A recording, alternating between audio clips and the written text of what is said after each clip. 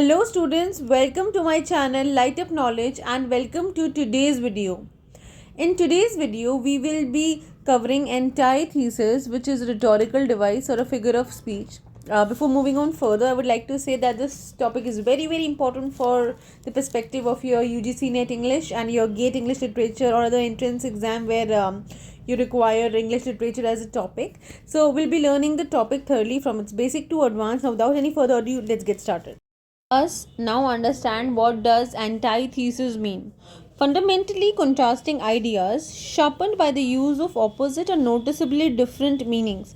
So when there is a sentence containing antithesis, what that sentence would be? It would contain some opposite ideas, some different ideas, and they are sharpened by the use of different meaning. So basically in this figure of speech, the exact opposite idea is conveyed.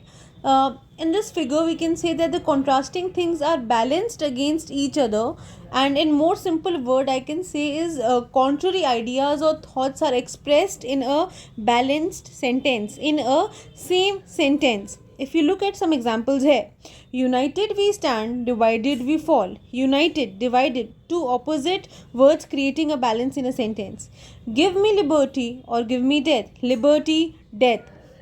Two contrasting words creating balance. To error is human, to forgive is divine. So error and forgiveness. So basically opposite ideas are conveyed to create a balance in a sentence.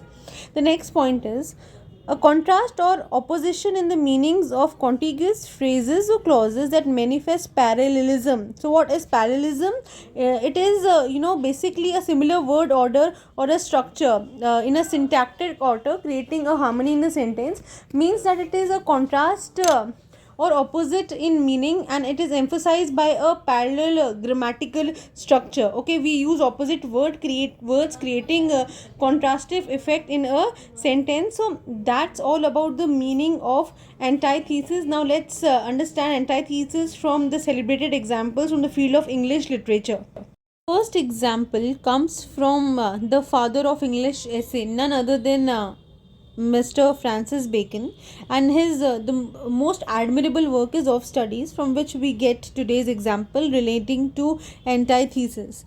Crafty men condemn studies, simple men admire them, and wise men use them. So three contrasting sentences containing three contrastive meanings and creating a balance in the sentence, and the words are crafty men, simple men, and wise men. And the other set of verbs that we get here is condemn, admire, and use, which are opposite in meanings.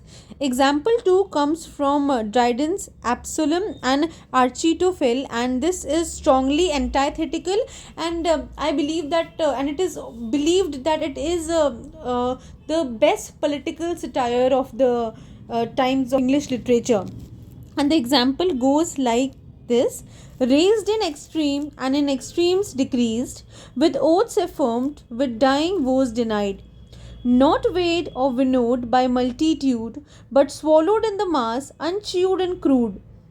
Some truth there was, but dashed and brewed with lies, to please the fools and puzzle the wise. Succeeding time did equally folly call, believing nothing or believing all. So here you get a bunch of example of antithesis. Basically this stanza is antithetical in nature, and the words goes like this: raised and decreased, oaths affirmed and dying woes, not weighed and winnowed, swallowed and unchewed, truth and lies, fools and wise, nothing and all. So these sets of words contain antithesis.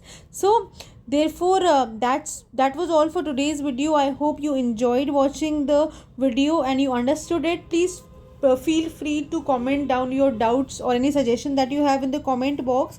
So we'll meet until next time. Keep growing, keep learning, and you can also suggest me topics on which I should make the video, which will be helpful to you and in your exams.